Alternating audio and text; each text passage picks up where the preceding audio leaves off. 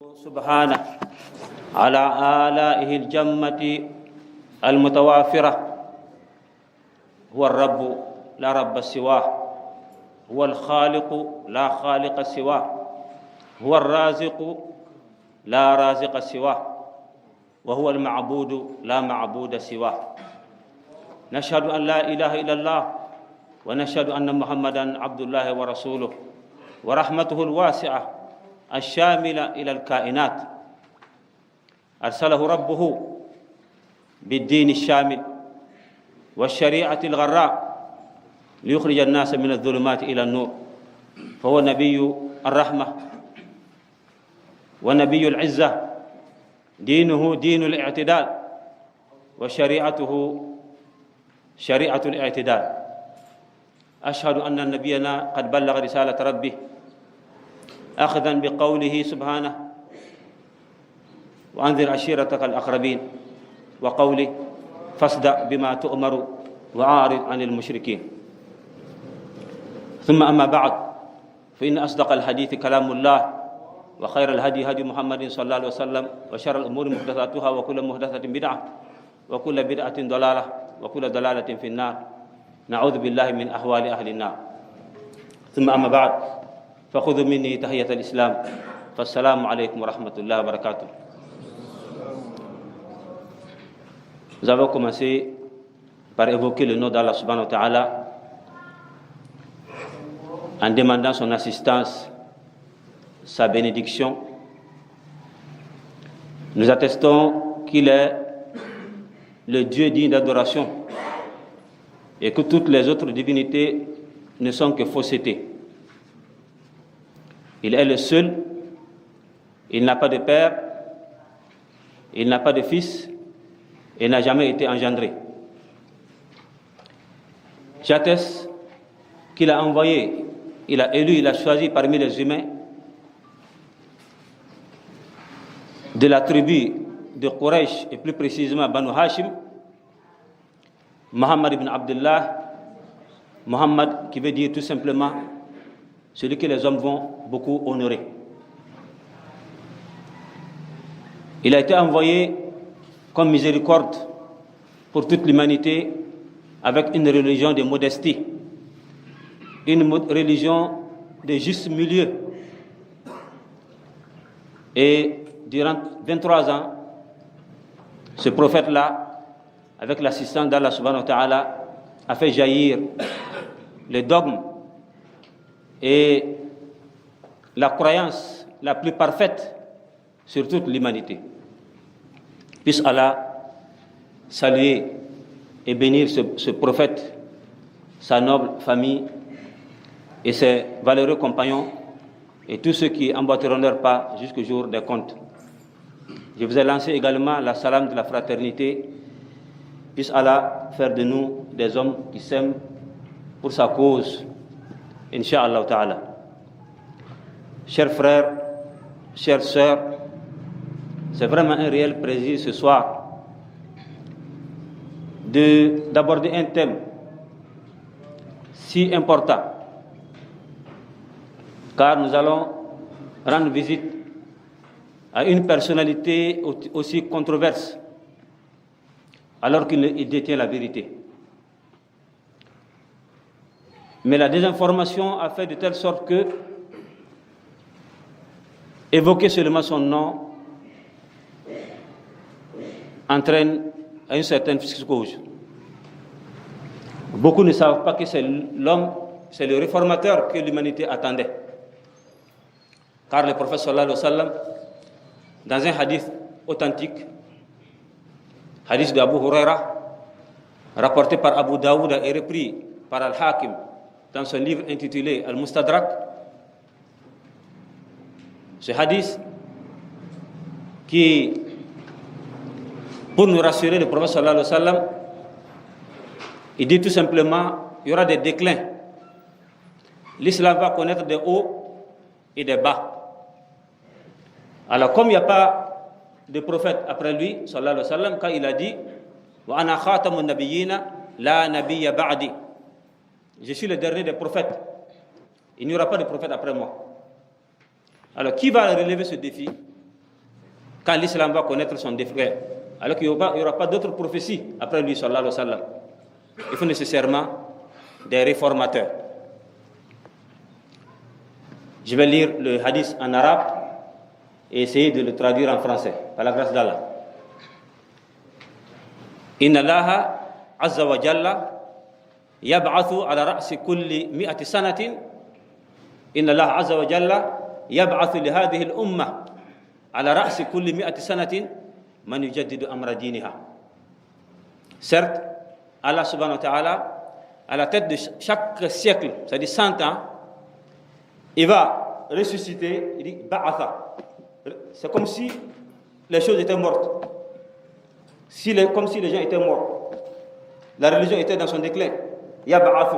Le mot ba'atha veut dire ressusciter quelque chose. Il va ressusciter un réformateur à la tête de chaque 100 ans. C'est bien précisé dans le hadith comme ça. Alors, c'est Kulimi Atisana. Alors, il y a un certain savant, Al-Mul al-Qari, qui est mort en l'an 1014 de l'Hégire, qui nous dit qu'il peut s'agir d'une seule personne, un seul réformateur, man.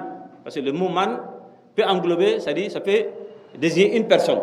Comme ça peut être, après cette personne-là, ça peut être le rôle de tout un groupe, toute une association. Man, ça englobe une personnalité précise, comme ça peut aussi définir, c'est-à-dire une grande entité. Naam.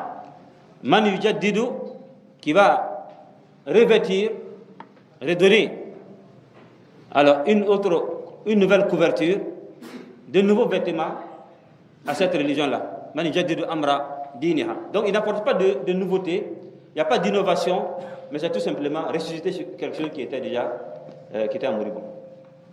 Donc le sujet presque est tabou et beaucoup ne veulent même pas entendre parler de ce cheikh-là, alors qu'il est le réformateur. Nous allons nous appuyer ici sur des textes authentiques parce qu'il faut être objectif. Il faut dépassionner le débat et la conférence.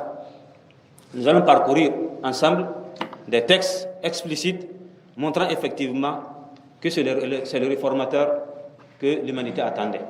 Ces textes-là vont émaner peut-être tantôt des Occidentaux, des orientalistes en Occident, comme des musulmans aussi, notamment de Al-Azhar en Égypte et autres.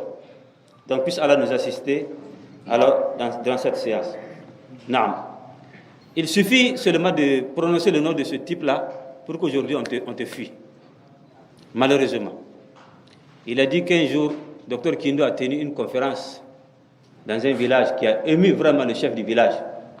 Après quoi, il a regroupé ses siens pour leur dire effectivement qu'ils ont entendu les propos du docteur, que c'est vraiment véridique. Ils n'ont qu'à voir ensemble ce qu'ils vont faire maintenant pour changer la situation.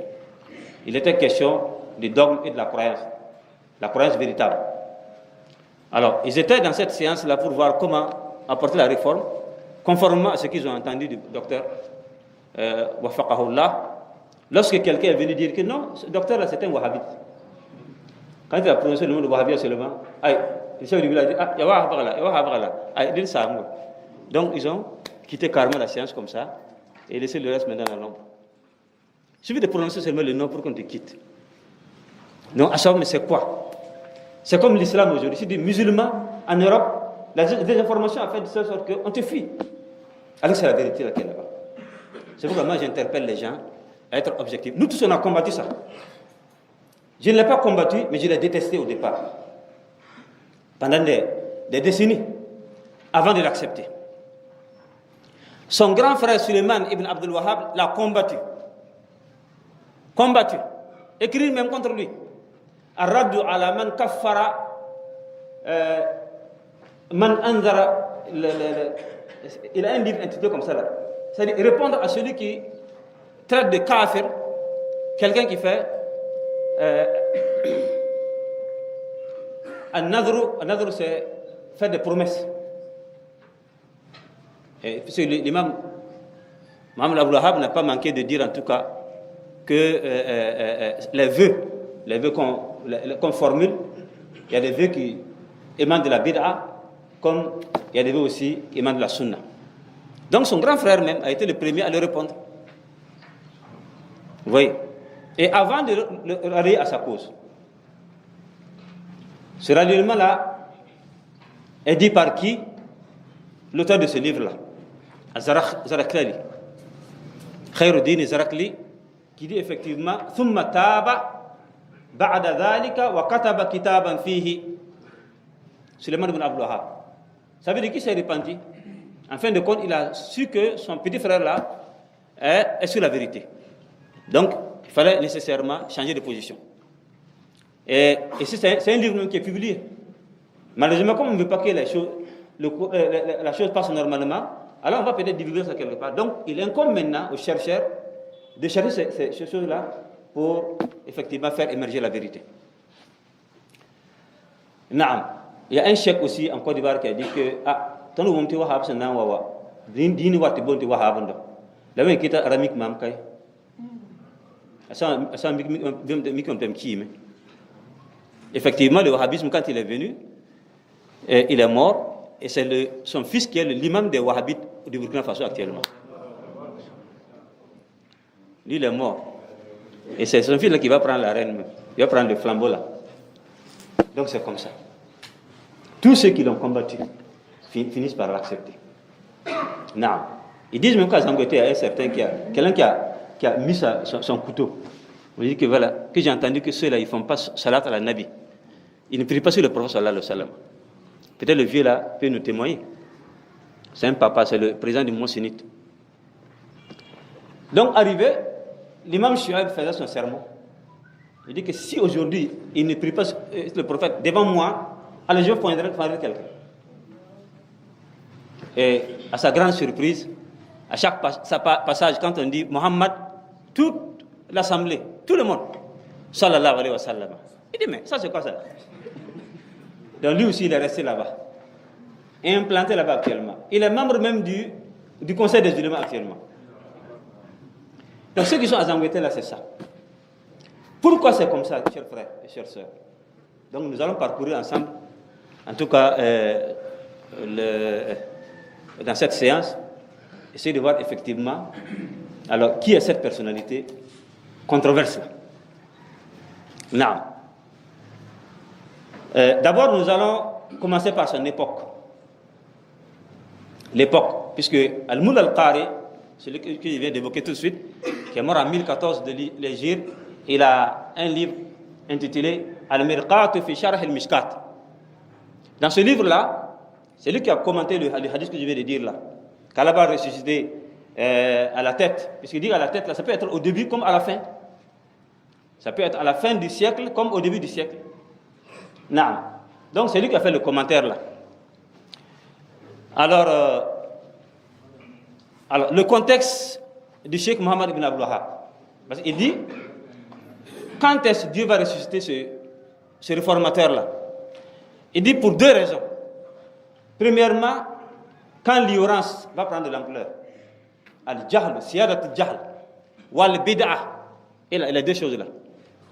Allah ne tolère pas ces deux choses. L'ignorance et les innovations dans la religion. En ce moment, il faut un réformateur. Non, un réformateur qui va apporter quoi? Ce n'est pas des choses nouvelles. Il va apporter quoi? La science religieuse, faire émerger la science religieuse et aussi la sunna sur la bid'a. C'est ça le sens.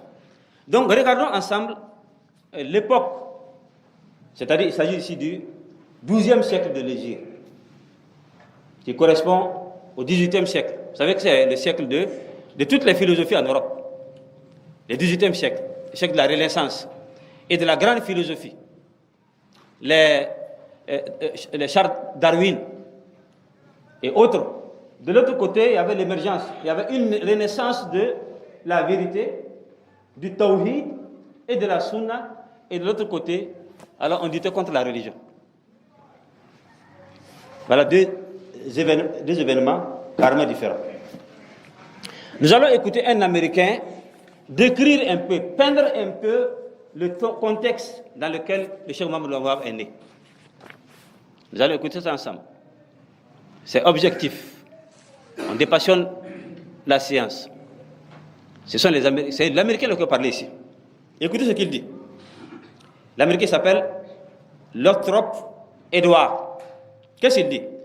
Au XVIIIe siècle, le monde musulman avait atteint un degré d'ébranlement sans égal et avait touché des fonds insondés de décadence. Les ténèbres enveloppèrent chaque région et chaque localité. Et les dépravations morales et déontologiques régnèrent sur la population. La déliquescence avait affecté les glorieuses empreintes laissées par la civilisation arabe. Les nations musulmanes avaient plongé dans l'immoralité et la satisfaction des désirs lubriques. La vertu s'était éteinte, l'ignorance s'était généralisée et les gouvernements islamiques se transformèrent en instruments de désordre, d'oppression et de crime. Quant à la religion, écoutez bien, elle avait été parée d'un noir opaque. La foi dans l'unicité divine enseignée par le messager d'Allah avait été accoutrée de fables et des oripeaux du soufisme. Vous connaissez le soufisme? Je vais lire sans commenter, sinon ils vont dire tout de suite que voilà, il nous a insultés. Non. Les mosquées et lieux de culte furent envahis par des pseudo-croyants et un nombre impressionnant de faux dévots.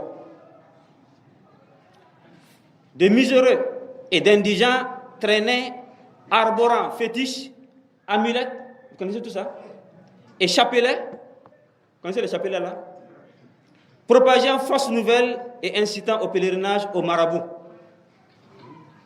Allah Akbar. Les chapelets là, est-ce que vous entendez ces derniers temps qu'au Congo démocratique, l'évêque, le catholique qui veut protester contre Kabila, qu'est-ce qu'ils ont fait? Ils ont brandi la Bible avec quoi? Avec des chapelets. Donc les chapelets n'est pas musulman, hein, pour vous dire la vérité. Le chapelet est hindou. Ça, je peux vous témoigner par un passage d'un livre de Dr Shawqi Def, qui est un égyptien. Il rase sa barbe comme ça. Ce n'est pas un sunnite. Je peux vous montrer la place là. Donc, et les témoignages montrent effectivement que ce sont les juifs là, les bouddhistes, et puis les chrétiens. Les chapelets. Donc, je vais continuer ma lecture pour qu'on ne me traite pas de quoi. Non. Donc, au pèlerinage au marabout, vous voyez, faisant espérer des miracles de clémence et de bénédiction. Les préceptes du Saint-Coran furent occultés et les gens s'adonnèrent au vin et à la drogue, tandis que toutes sortes de dépravations détruisaient les ménages. Même Makkah al-Mukarrama et Madina al-Munawwara furent affectés par le phénomène. Et non, c'est comme ça. En général, les musulmans firent place aux non-musulmans qui purent acquérir une position solide. Et si le prophète était revenu, regardez ça, et si le prophète était revenu sur terre à cette époque et avait vu la condition dans laquelle était sombré l'islam, il serait entré dans une grande colère. Allahu Akbar. Et s'était établi à Najd un phénomène alarmant. Les gens se rendaient au tombeau de Zayd ibn al-Khattab et Jabila. Ils l'invoquaient pour la guérison de leurs maux, pour la prévision de leur avenir et pour la satisfaction de leurs besoins. On prétendait qu'au village de Dir'iya s'élevaient des mausolées d'apôtres. On s'y rendait et on y vénérait leurs occupants dont la crainte devait suppléer dans leur cœur la crainte d'Allah. On les implorait avec une ferveur extrême, avec la conviction qu'ils sont plus prompts qu'Allah à exaucer leur vœu. Ils sont plus rapides à exaucer le vœu qu'Allah subhanahu wa ta'ala. Quand tu demandes à Allah, il attend peut-être 1 à 2 ans pour te répondre. Mais tout de suite, là, le chèque, le marabout qui est enterré dans la tombe, là, tout de suite. Donc c'est comme ça. Donc, il y a ça, ce passage-là, celui qui veut peut prendre, peut lire. Ça ne vient pas de moi. Ça veut dire que c'était de l'obscurantisme total. Non. Alors, ça c'est une peinture générale du monde musulman. Mais évoquons un peu notre cas ici, dans la sous-région, au Mali, au Niger, en notre vote à l'époque, nous allons constater que nous ne sommes pas loin de cette description. Je vais citer entre autres, c'est moi-même qui ai dit ça maintenant, entre autres au Burkina Faso et le reste d'Afrique, les musulmans étaient de non, alors sans pratique. Vous êtes d'accord avec ça? Même jusqu'à présent, le phénomène existe. Les vieillards seuls qui priaient dans les mosquées. Dans les mosquées, les jeunes, en tout cas, ça donnait à quoi? À la vie, à la jeunesse. Avant de se répandre. Quand ils deviennent vieux maintenant, ils se répandent.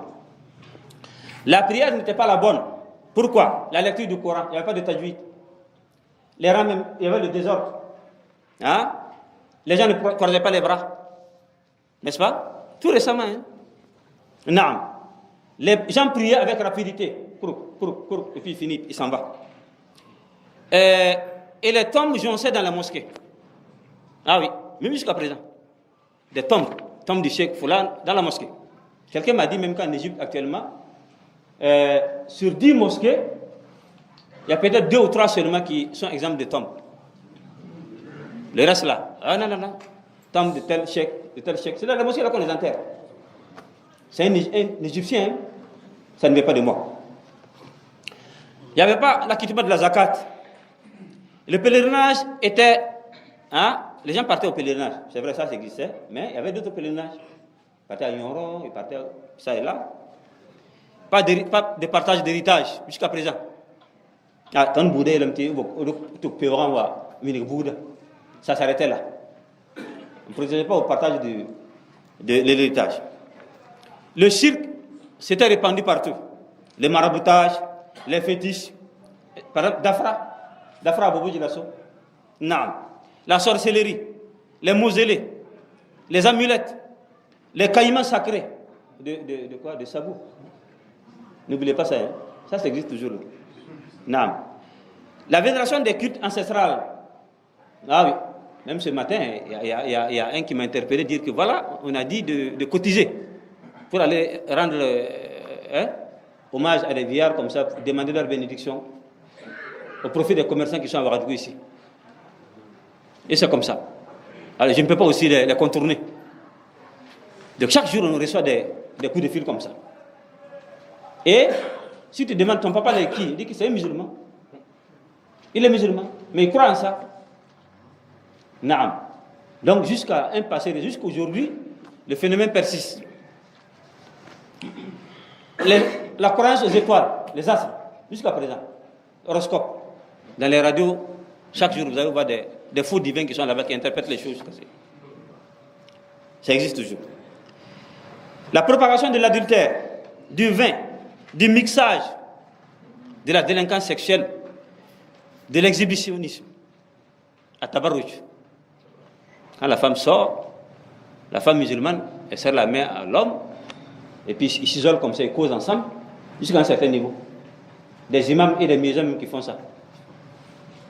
Ça persiste toujours. Donc, notre réalité n'est pas loin de celle de la péninsule arabique de cette époque-là. Donc, chers frères, chères sœurs, alors voilà une situation qui nécessite, c'est-à-dire une réforme. Cette réforme-là sera exercée par qui? C'est ça maintenant on attend. Dans tout le monde entier, donnez-moi un seul nom. Quelqu'un qui est venu prêcher le tawhid en premier lieu, avant d'aborder les autres aspects de la religion. Ça n'existe pas. Vous allez me dire que Hassan el-Banna, il est mort tout récemment en 1949. Ça c'est... La Seconde Guerre mondiale a fini à quelle année? 1945. 39-45. 4 ans après la Seconde Guerre mondiale, lui il est décédé. Il est récent. Même le cheikh de Jamaat Tabligh, tout est récent. Le monde entier attendait quelqu'un. Et sans plus tarder, je vais aborder ce type-là maintenant. Sans commentaire.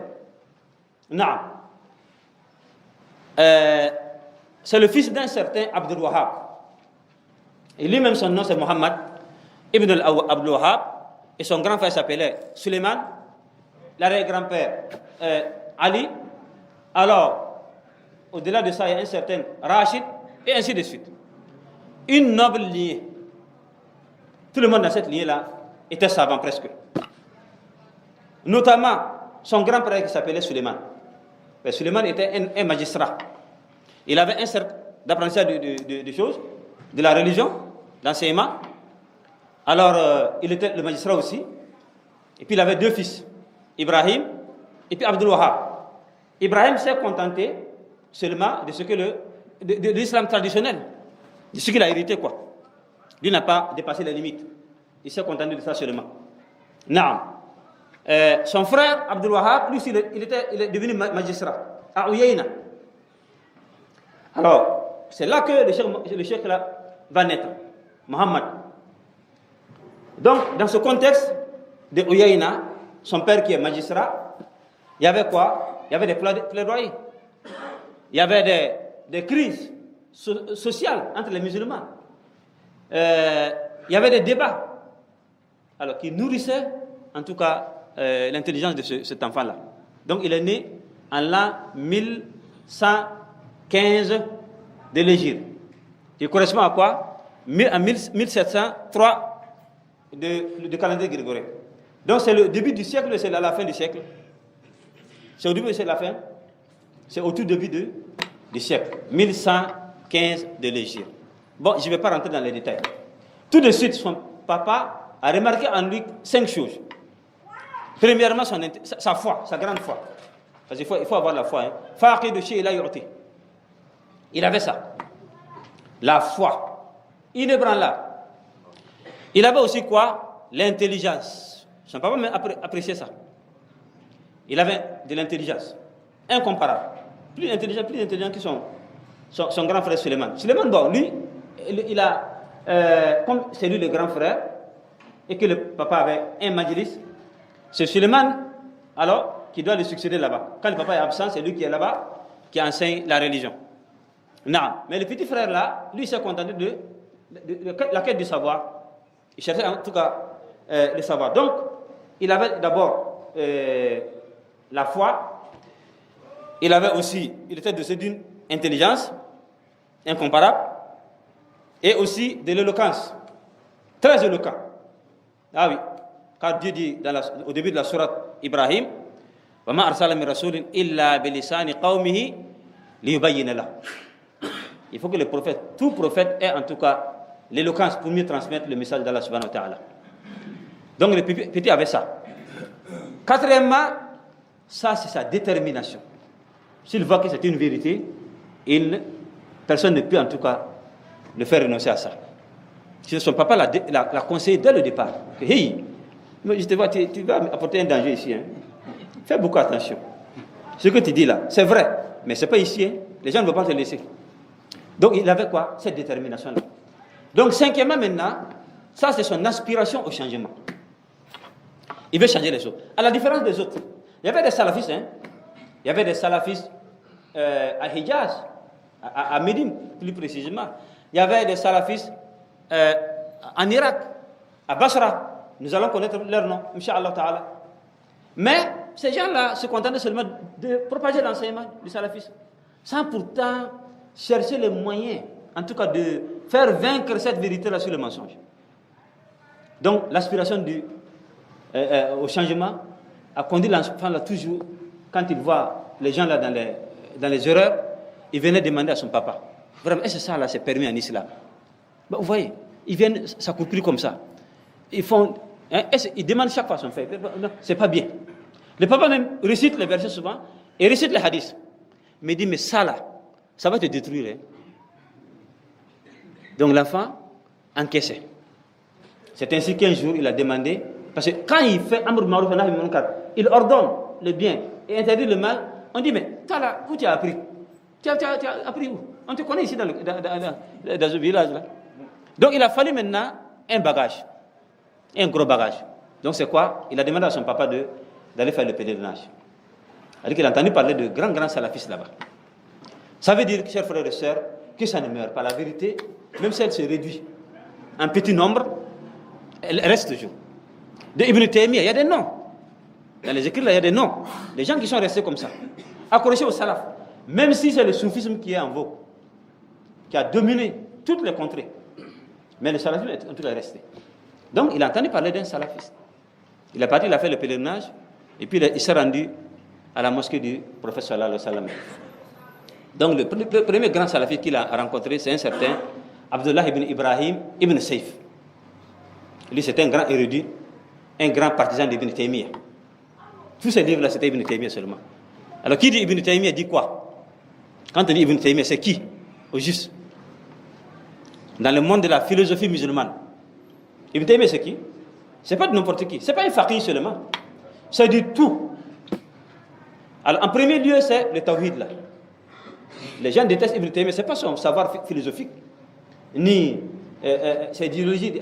Non, ce n'est pas ça. C'est le tawhid. C'est là-bas qu'il est contesté. Donc, Abdallah ibn Ibrahim ibn Sayyid, fut son premier professeur.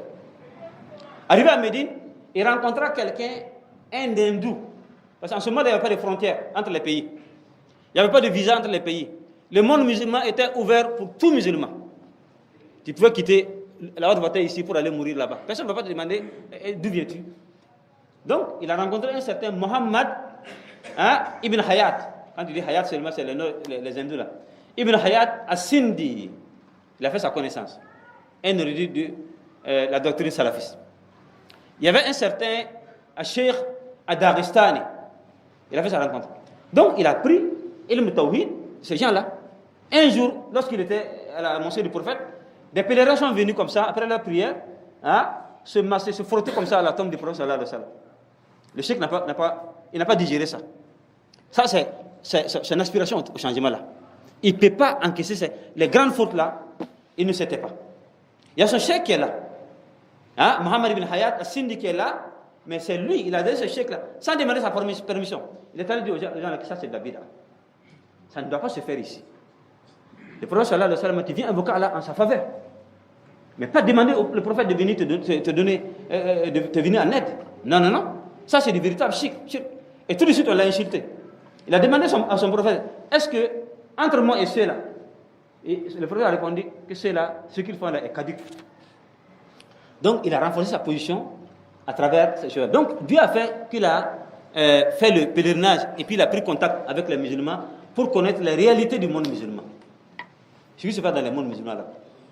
Donc il y a un Al-Zarakli qui dit qu'il a fait Hijaz 2 fois.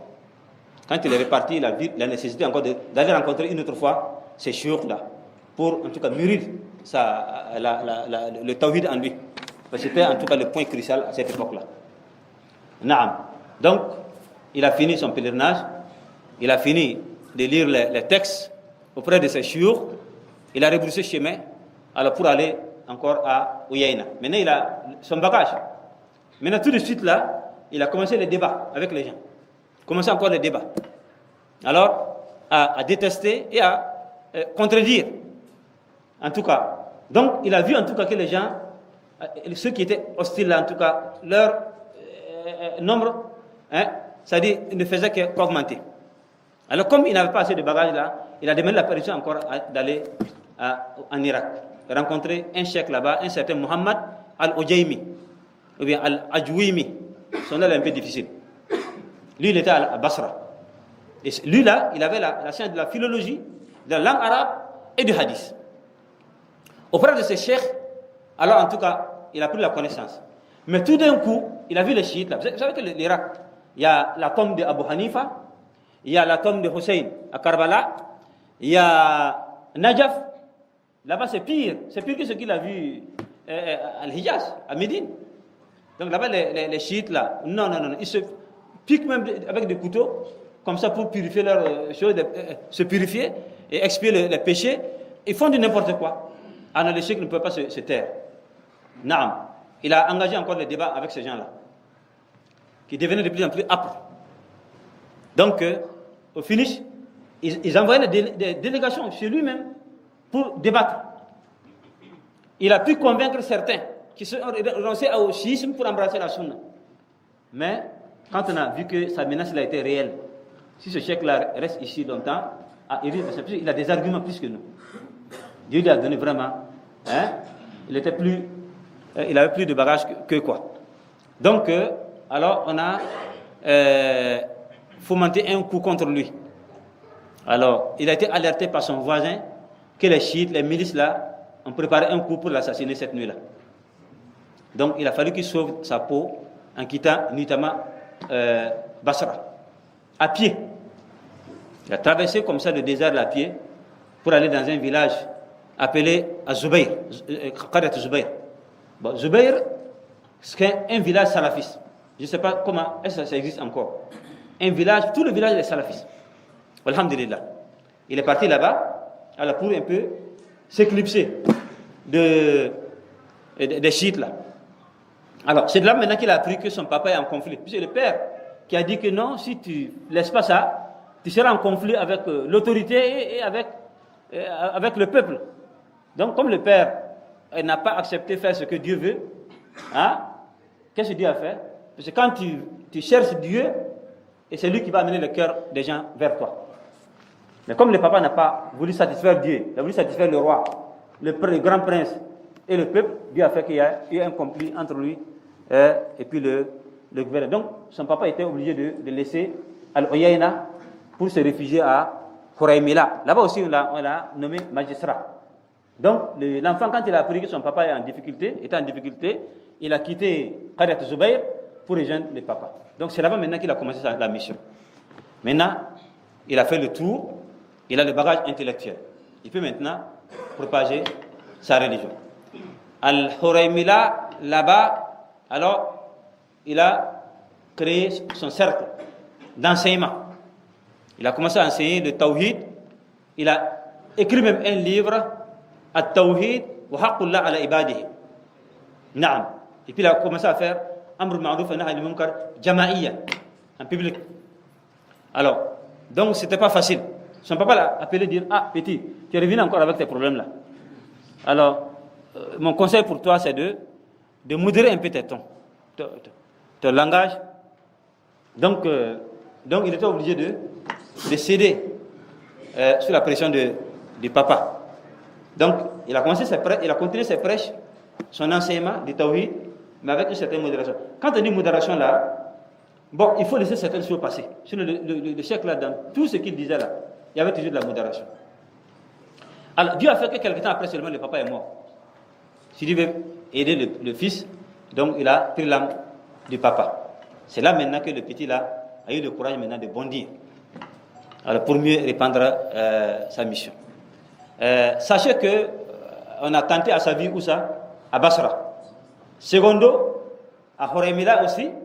Alors, il a senti que on voulait s'en prendre à lui. On a préparé un coup pour l'assassiner là-bas aussi. Mais c'est pas aujourd'hui qu'on s'en prend à vous. On cherche à ôter votre vie et à vous déraciner totalement.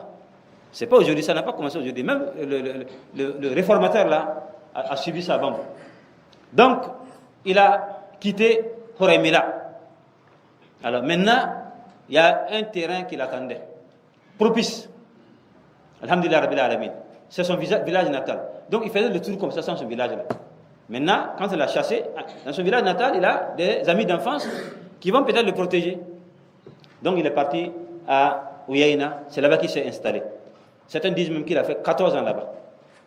Uyayna. Donc c'est le début véritable de sa mission. Qu'est-ce qu'il a fait à Uyayna? Alhamdulillah Rabbil Alamin.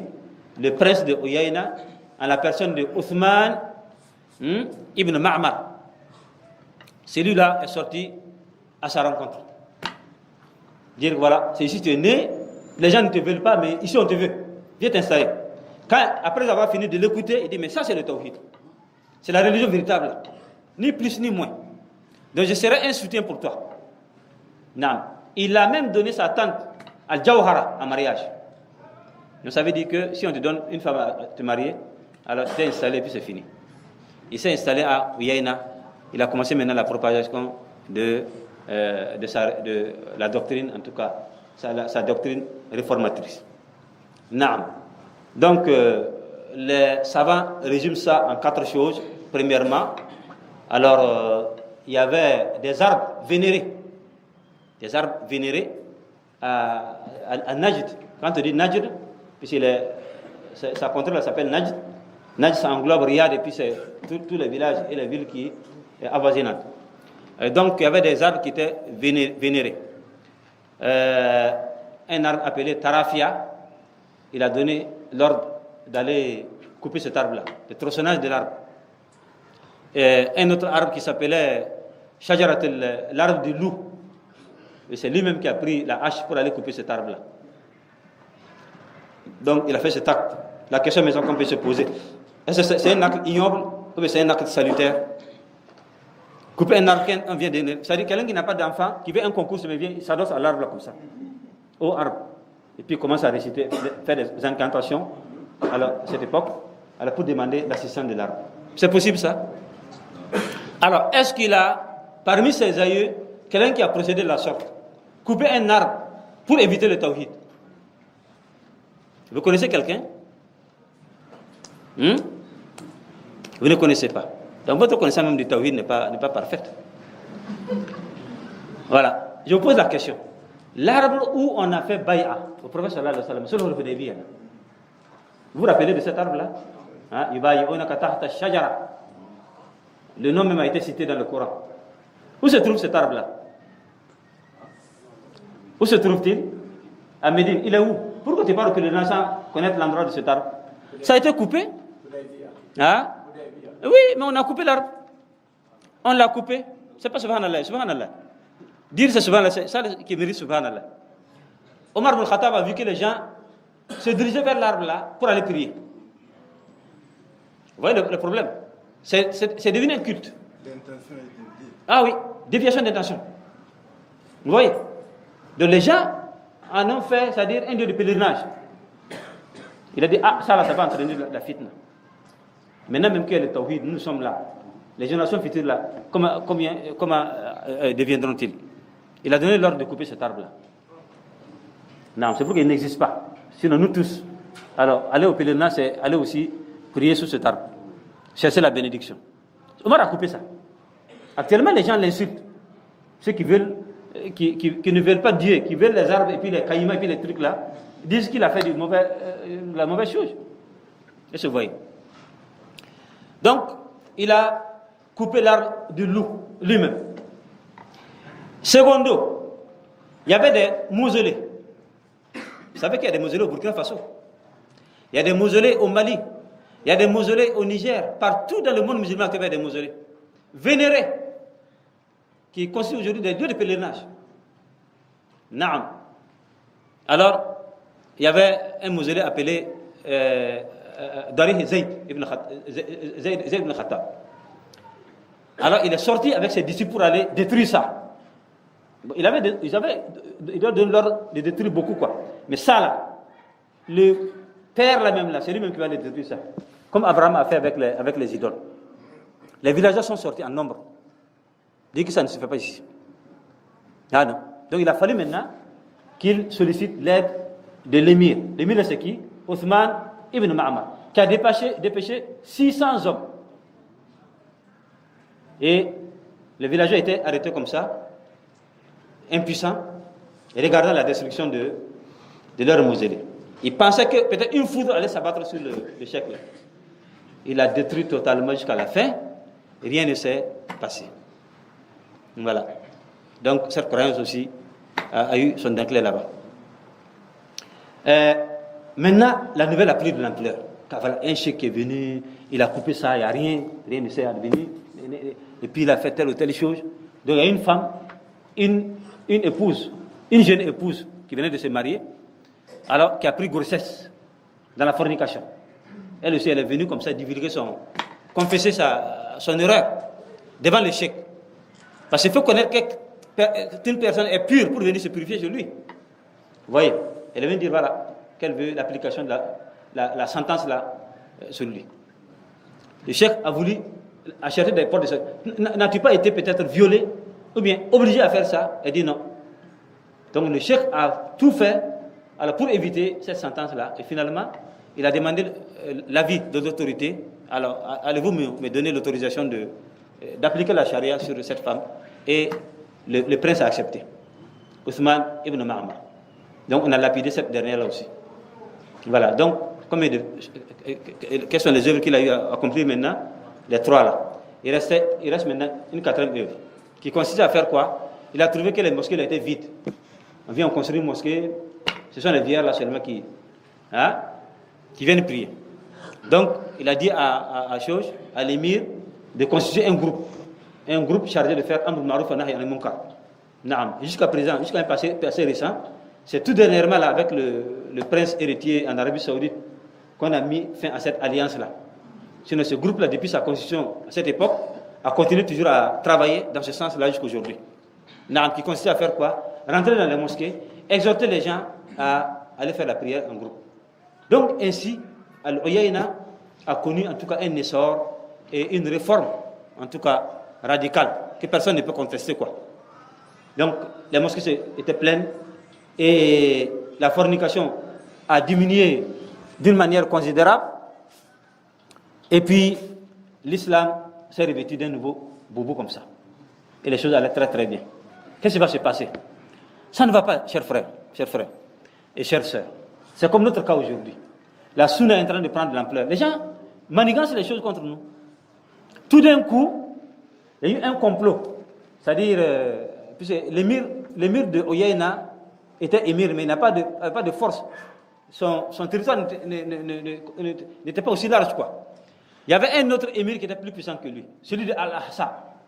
Celui de Al-Ahsa a fait une lettre dire d'assassiner le cheikh là rapidement, sinon il va voir.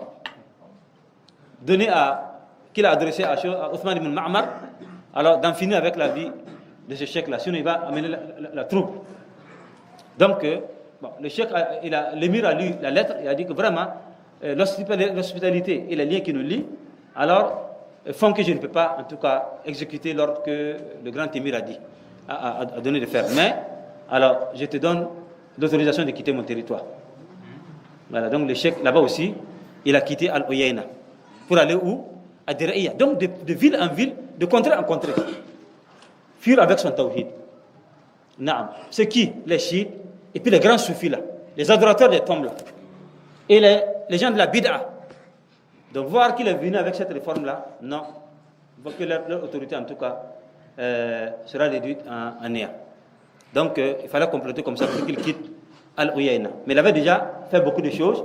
D'abord, le tawhid, en tronçonnant l'arbre, en détruisant les mausolées, en appliquant la charia sur la femme, en exhortant à faire la prière de groupe.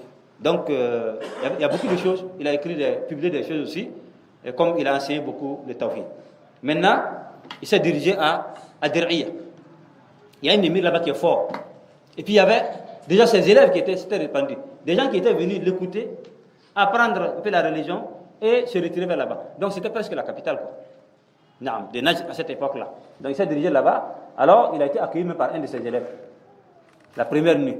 Seconde nuit aussi, un autre élève. Les gens voulaient l'arracher comme ça. Voilà, chacun voulait qu'il vienne passer la nuit chez lui. C'est ainsi qu'ils sont allés voir l'émir, le grand émir qui a été hésitant au départ, de venir nouer des liens, une autre alliance avec les cheikhs là.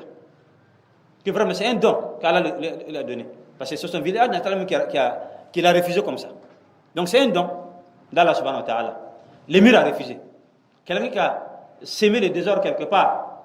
Et moi je veux la paix et la quiétude et l'unité dans ma contrée, je ne veux pas les divisions. Alors que ce que lui il prêche là, c'est une source de division seulement. Alors, ils ont laissé l'émir pour aller voir sa femme. Ça c'est le rôle des femmes comme ça. Ils ont pu convaincre, la femme était très très bien. Mais seulement c'est le tawhid qui manquait. C'est-à-dire il y avait la science là. Il y avait le fiqh, il y avait usul al-fiqh, il y avait la langue arabe, la poésie, il y avait beaucoup de sciences. Mais c'est le tawhid qui manquait, quoi. La femme était pieuse.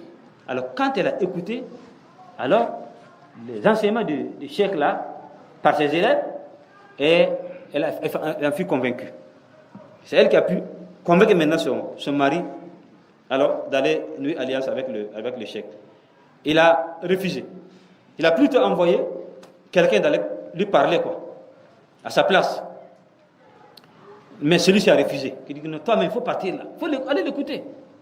Donc, après l'avoir écouté maintenant, il a su effectivement que c'est ça le salut là. Il faut écouter d'abord. Ceux qui insultent là, moi je veux seulement qu'ils lisent avant de commenter, quoi. Non. Après l'avoir écouté, il dit que non, ça, c'est la vérité. C'est vraiment une aubaine. C'est un don de Dieu. Il dit, moi j'ai peur de deux choses. Je vais t'accepter chez moi ici. Mais il y a deux choses. Il y a deux réserves.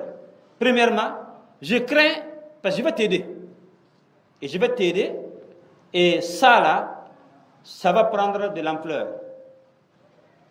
Avec ça, par la grâce d'Allah, nous allons conquérir les territoires. Mais je crains qu'un jour tu ne nous abandonnes. Comme le prophète sallallahu alayhi wa sallam, après la conquête de la Mecque, les gens pensaient qu'il allait rester à la Mecque là-bas et puis laisser Médine. Les Médinois ont commencé à critiquer. Il dit que non, c'est chez vous que je vais mourir. Même chose. Voilà. Donc la première des choses, il dit, je crains que tu nous abandonnes un jour. Après avoir atteint ton apogée, tu vas nous abandonner. Secondo, alors moi j'ai des choses sur les cultivateurs, à zakat comme me prélève de l'aumône. Alors, j'ai peur que tu n'interdises pas cela aussi. C'est-à-dire, l'argent qui lui parvenait de partout là, il a peur que le cheikh ne fasse une fatwa qui contredit cela. Le cheikh a donné cette réponse. Il dit non, premièrement, sois convaincu, sois rassuré que c'est ici que je vais, sauf si un jour tu décides de m'expulser. Je suis pour toi, comme tu es pour moi. Et secondo, Dieu va te donner des territoires à conquérir, alors qui seront mieux que la zakat que tu prélèves ici là. C'est ainsi, alors cette alliance-là a pu se nouer, alors pour encore aider le cheikh à mieux propager sa mission. Bon, les gens disent qu'il est arrivé là-bas en 1558 jusqu'en 2006. Il a fait presque 40 ans là-bas, à Dir'ia, auprès de ce grand émir-là. Donc, avec cette alliance maintenant, les gens ont afflué de partout pour venir assister à cette renaissance musulmane. Naam, le tawhid, et puis toutes les sciences là. Les gens sont venus. Donc, les gens disaient même que c'était devenu la pôle de tout le monde musulman. C'est ainsi.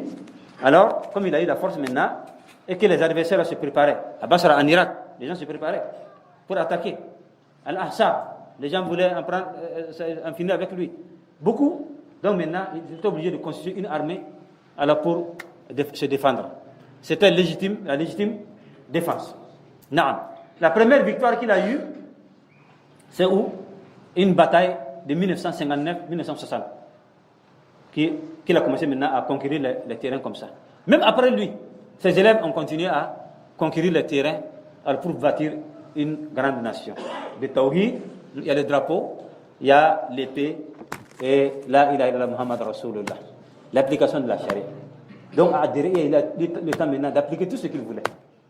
Il ne craignait personne, parce qu'il y avait déjà une protection. Non. Dieu protège, mais il faut que les hommes aussi en fassent autant. Non. Donc, là-bas, il a publié ses livres. Il a eu le temps de publier les livres et d'enseigner beaucoup le tawhid et de faire le djihad. Donc, quand est-ce le djihad nous est imposé? C'est quand on est un émir. Il faut réunir les conditions. Même l'application de la charia. Après, avant d'appliquer la sentence sur la femme, il a demandé l'avis d'abord de l'autorité.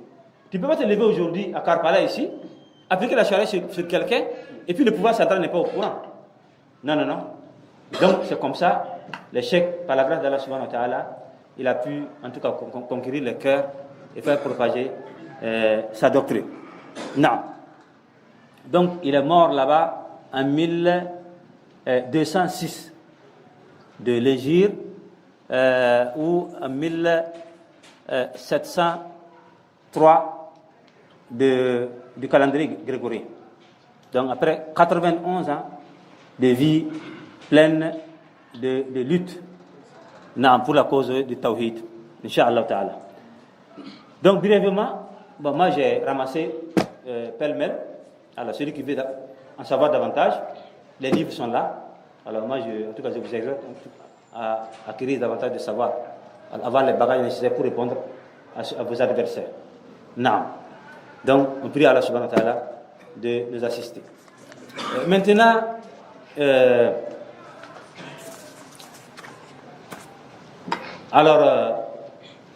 savez que son grand frère Suleiman qui était un adversaire au départ, avant de se repentir, il a écrit un livre contre lui. Les historiens même disent qu'il a écrit une lettre aussi, qu'il a publiée le jour de Arafat, pour mettre en alerte le monde entier d'un danger imminent de la part même de son petit frère, son propre petit frère, qui a déraciné. Donc les gens sont partis comme ça avec ces nouvelles-là, qui s'est propagée partout. Non, qui a un danger, c'est du wahhabisme.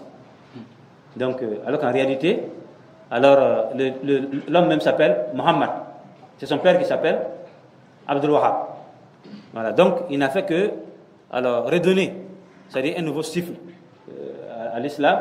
Le prophète dit sallallahu alayhi wa sallam, alladhina yuhyuna ma amata an-nas min sunnati, de la sunna qui était moribonde, qui était dans le semaine, il n'a fait que faire revivre ça, Inch'Allah ta'ala. Donc maintenant, il y a des gens qui sont véridiques, des chercheurs, qui ne sont même pas souvent des musulmans, qui ont dit la vérité sur ce chèque-là. Voilà, donc nous allons voir ça et puis voir l'impact. Parce que l'impact, c'est ça qui nous intéresse le plus. Vous savez qu'aujourd'hui, actuellement, partout dans le monde, ceux qui les insultent là, finissent par les accepter. Et c'est comme ça. Et toutes les réformes qui se font actuellement dans les mosquées là, sont dues à quoi? À l'avènement de ce réformateur-là. Nous allons parler de ça, Inch'Allah ta'ala, et voir même l'impact économique, naam, et autres, sur le monde entier. Naam. Donc, soyez un peu patients.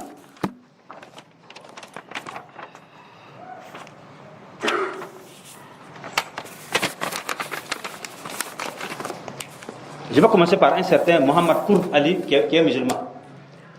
Mohamed Kourd Ali, il a un livre intitulé Balaghat al-Qutab fi al-Asr al-Abbasi.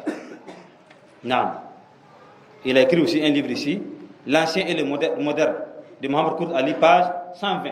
Qu'est-ce qu'il dit? Ibn Abdul Wahhab était un prédicateur qui les fit sortir de l'obscurantisme pour les guider vers la foi pure. Et si certains l'ont accueilli avec rudesse, cela doit être mis sur le compte de leur nature bédouine, car nous avons rarement observé une communauté musulmane aussi pieuse, aussi franche et aussi intègre que cette communauté-là. Nous l'avons mise à l'épreuve pendant de très longues années, sur le plan individuel comme sur le plan communautaire, et vu qu'elle n'a pas dévié de l'islam d'un iota, etc. Page combien? Page 120. Qui connaît Taha Hussein? Taha Hussein était un Égyptien, un grand littéraire. C'est quelqu'un qui a fait son doctorat à la Sorbonne en France. Taha Hussein en Égypte même n'est pas considéré comme un musulman. Mais comme il est chercheur là, il faut être véridique dans ses conclusions, quoi. Qu'est-ce qu'il dit? J'ai dit que cette doctrine est en même temps nouvelle et ancienne. Elle est nouvelle pour les contemporains, mais en vérité elle est ancienne, car elle n'est que l'appel puissant à un islam authentique, inaltéré, purifié des corruptions du shirk et de l'idolâtrie. Elle constitue un appel au retour à l'islam originel, comme il a été révélé au prophète Mohammed, fidèle à Allah l'unique. Un islam qui exclut tout intermédiaire entre Allah et les humains. Ça c'est qui? Docteur Taha Hussein. Hafid Wahba, qu'est-ce que lui dit? Réformateur et prêcheur pour un retour à la vraie foi. Le Cheikh Mohammed n'avait ni instruction, ni opinion personnelle. Allah Akbar Kabira. Wahab, toi, le Médine parle. Non, celui qui écrit là, c'est un historien. Il n'est pas du wahhabisme. N'avait ni instruction, ni opinion personnelle. Tout ce qui était appliqué à Najd l'était en conformité avec le rite de Ahmad ibn Hanbal. Dans le domaine de la foi et de la croyance, lui et ses disciples et ses partisans étaient fidèles à la tradition du salaf, ce qui les différenciait de leurs ennemis. À Zérekli, là, ça c'est le livre que j'ai amené ici. Ce livre-là, aucun chercheur dans le monde arabe aujourd'hui, dans les universités, ne peut faire la biographie d'un personnage illustre sans faire référence à ce livre-là. C'est une grande référence. Nous tous, alors, on s'est servi de ce livre-là, en tout cas, quant à la biographie des personnages illustres. Alors, qu'est-ce qu'il dit dans son livre, dans volume 7? Sa doctrine fut la première étincelle de la renaissance moderne dans le monde islamique tout entier. Et elle devait avoir une grande influence sur les réformateurs en Inde, en Égypte, même les frères musulmans, en Irak, dans les pays d'Acham et d'ailleurs. Ça, je vais revenir pour lire avec plus de détails ce livre, Inch'Allah Ta'ala.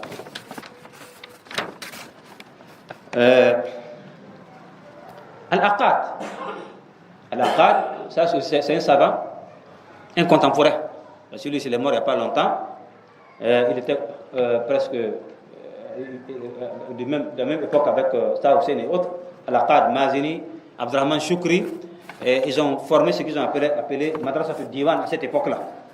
C'est un littéraire, un critique. Qu'est-ce qu'il dit? L'examen de la biographie du Cheikh Mohammed, le Wahhabite, lui là, il les a appelés Wahhabites, montre clairement qu'il a rencontré une opposition farouche et un entêtement qui accrurent sa détermination de telle manière à justifier l'adage « Il n'y a pire sourd que celui qui ne veuille rien entendre ».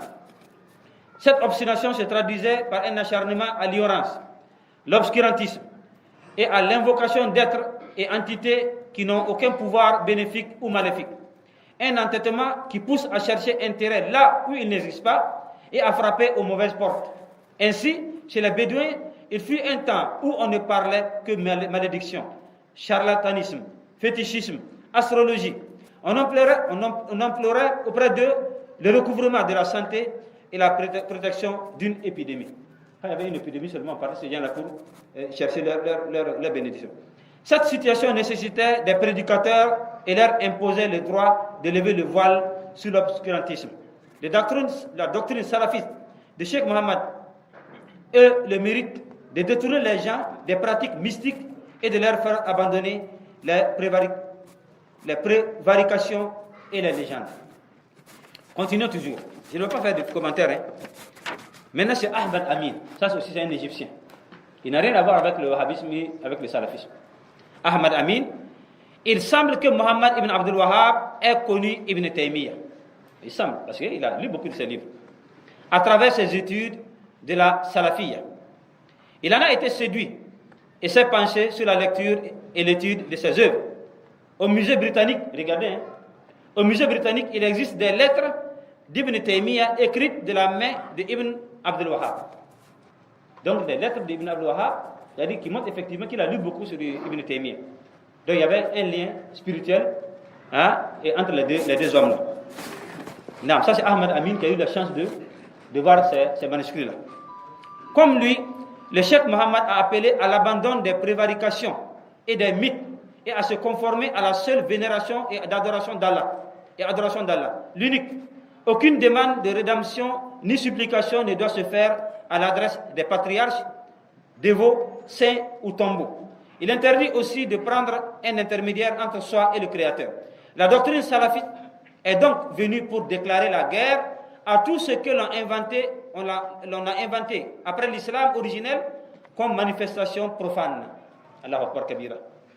Ainsi, il interdit les célébrations d'anniversaire. Voilà. Si on dit aujourd'hui de ne pas célébrer Noël et 1er janvier, les autres musulmans célèbrent. Dans le salafisme, ça consiste à faire quoi? À bannir ces choses-là. Il a interdit les célébrations. Ça, c'est Ahmad Amin qui relate. Ahmad Amin, qui est un Égyptien, qui n'a rien à voir avec le salafisme. Ainsi, il interdit les célébrations d'anniversaire et les fêtes organisées autour des sépultures et aux femmes de se joindre aux enterrements et déclara illicite d'organiser les fêtes grandioses pour danser et chanter afin de chercher bénédiction auprès d'un tombeau. Ça se faisait, et ça continue de se faire. Qu'il qualifiait de n'être en réalité qu'un assemblage de planches ni bienfaisantes ni malfaisantes. Toutes ces manifestations sont contraires aux préceptes de l'islam originel, pur, authentique et simple, qui préconise une relation directe entre le croyant et son créateur. Donc, laissons les musulmans et lisons maintenant ce que les autres non-musulmans ont dit. Je vais me contenter de combien? 2 textes seulement. Inch'Allah. Maintenant, il y a un certain Tedouard qui dit au XIIe siècle de l'Égypte, le monde musulman a atteint un tel degré de déclin et de déchéance que les ténèbres l'enveloppèrent sous un manteau dense et compact. Et alors qu'il était ainsi, assoupi, plongé dans un sommeil profond, un cri fusa dans le cœur du désert de la péninsule arabique, berceau de l'islam, pour réveiller les croyants et les appeler au retour dans le droit chemin. Le responsable de ce cri n'était autre que le réformateur Mohammed ibn Abdul Wahhab, qui alluma la flamme du wahhabisme qui se répandit. Ce prédicateur appela ensuite à la réformation des âmes et au rétablissement de la gloire de l'islam. Naam. Un oratorius Brickman, qu'est-ce que lui dit? De retour à son pays d'origine, le cheikh Mohammed ibn Abdul Wahhab s'employa à restituer à la foi et à la vie musulmane leur pureté originelle. Un certain Kandol dit aussi: j'ai entendu des professeurs de l'université Michael au Canada dire que le cheikh Mohammed répétait sans cesse qu'il voulait que les gens vivent selon le droit islamique. Ceci veut dire être musulman au sens strict et pur du terme, sans s'affubler de ce sentimentalisme débridé et de cette émotion du soufisme. Le fondement de l'islam, c'est la charia, et quiconque veut être musulman doit vivre et se comporter selon les préceptes de droit musulman. Ainsi de suite, pour celui qui veut en tout cas savoir davantage, j'ai collecté beaucoup de dire ici, alors des savants musulmans comme non musulmans qui disent effectivement que ça a été une réforme véritable. Non. Maintenant, revenons pour clore maintenant avec Azerekli. Là, il va vous donner des livres même que le cheikh là a eu à publier. Non. Donc, sur sa biographie, il a dit beaucoup de choses, jusqu'à ce qu'il a dit Faqasada Dir'iyya, donc il est parti à Dir'iyya, à Najd, en l'an 157 de l'Hégire. Fatalaqahu amiruha Muhammad ibn Saoud bil Ikra. Donc l'émir de Dir'iyya l'a rencontré avec honneur. وقبل دعوته وآراءه كما آزره من بعده ابنه عبد العزيز. Donc il a accepté sa da'wa, alors, et l'a aidé, il a apporté son soutien, comme son fils Abdul Aziz après lui aussi a apporté le soutien au cheikh après le décès de celui-ci. وقاتلوا من خالفه. Ils ont même combattu ceux qui l'ont contesté. واتسع نطاق ملكهم. Alors leur empire s'est élargi. فاستولوا على شرق جزيرة كل. Ça c'est Zerekli qui parle comme ça. Zerekli, il n'a rien à voir avec le salafisme ni avec le wahhabisme. C'est lui qui fait la description du cheikh comme ça, en parlant ainsi. Naam. Donc, avec cette tawhid là, il a pu élargir en tout cas son lieu d'influence. ثم كان لهم على شرق الجزيرة كل. L'est de la péninsule arabique a été conquis par, en tout cas, Mohammed ibn Wahhab, et avec l'appui de Mohammed ibn Saoud. ثم كان لهم جانب عظيم من اليمن. Ils ont pu conquérir aussi une grande partie du Yémen. Vous voyez la guerre du Yémen actuelle là, c'est un plan pour que les pays là reprennent encore ce que l'Arabie Saoudite avait pris. Donc le Yémen, même aujourd'hui, les chiites là ont pu prendre le gouvernorat de Aden, la seconde ville du Yémen. Alors, c'est-à-dire des milices qui sont plus forts que des États. Toute la coalition arabe là, est défiée par de simples milices qui sont venus faire un coup d'État à un gouvernement légitimement élu. Vous voyez qu'il y a des forces maléfiques derrière eux. Aujourd'hui même, ils ont conquis, c'est-à-dire un lieu important de la deuxième capitale du Yémen, avant que je ne vienne ici. Donc c'est dire que c'est comme ça. Donc le cheikh là a pu conquérir l'est, alors de la péninsule arabique et une grande partie du Yémen. Vous voyez qu'un État comme le Qatar n'existait pas. Le Qatar ferait partie de Bahreïn. Vous voyez les deux drapeaux là même, hein? S'égaler presque. Il y a eu un incident diplomatique à Ouagadougou, lorsque à la venue du prince du Qatar, le Burkinabé ne sachant pas, parce que l'État burkinabé a marginalisé les arabisants. Nous connaissons les drapeaux, la différence entre le drapeau qatarite et le drapeau bahreïnite. L'État n'a pas su ça.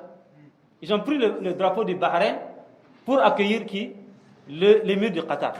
Ça a été vraiment un incident diplomatique ici. Il y a eu une guerre de sécession de la part des Qatarites pour se détacher de Bahreïn. Il y a ce problème-là. Le Koweït aussi faisait partie de quoi? Pour ne pas aller dans les détails, puisque peut-être ça va partir loin. Donc c'est comme ça. Donc il y a eu, c'est-à-dire un séisme, un mouvement. Voilà. Qu'Allah nous assiste. Donc ils ont pris une partie du Yémen. Ils ont pu conquérir la Mecque Médine et Hijaz. Hijaz, il y a Jeddah dedans, il y a tout. Wa qarabu Sham. Ils ont pris Sham aussi. Tabouk fait partie de quoi? Tabouk est partie intégrale d'Arabie Saoudite aujourd'hui. Alors que Tabouk fait partie de Sham à cette époque-là.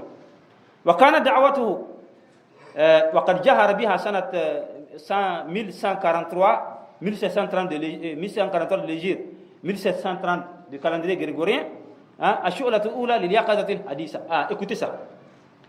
La da'wa que le cheikh a menée a été la première étincelle. Lil yaqazatil haditha fil alam al-islami kullihi. Pour la renaissance nouvelle dans tout le monde musulman.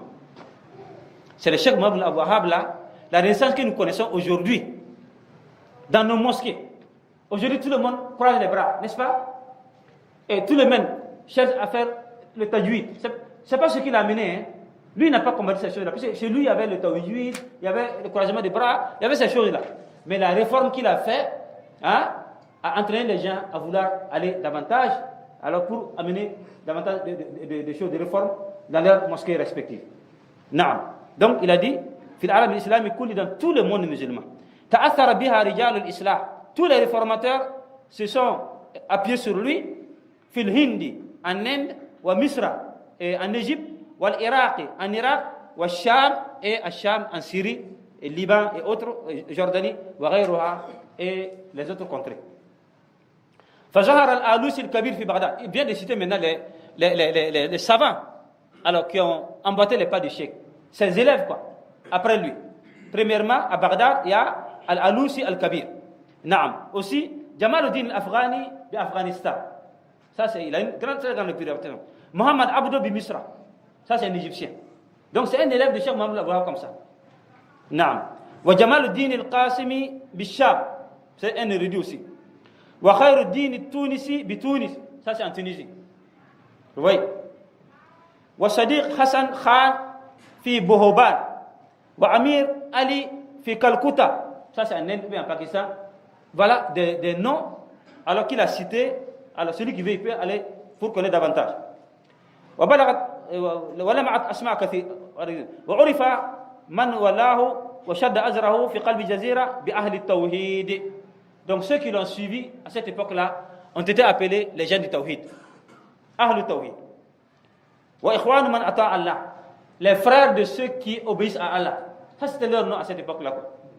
Mais alors, qu'est-ce qui s'est passé maintenant? C'est leurs adversaires qui les ont appelés des wahhabites. Vous entendez? Donc, leurs partisans, les appelaient quoi? Ahl Tawhid wa Ikhwan man ata Allah subhanahu wa ta'ala. Mais leurs adversaires, les ont appelés quoi? Des wahhabites. Nisbatan ilayhi. Wa sha'ati tasmiya. C'est cette appellation-là qui a pris le dessus. Al-akhira inda al-Européens, en Europe. Fadakhalat mu'jamatihim. C'est rentré dans leur dictionnaire. Regardez, hein, c'est le wahhabisme là qui a pris le dessus. Donc les Européens ont pris ça maintenant. Voilà. في معجماتهم الحديثة وأخطأ بعضهم فجعلها مذهبا.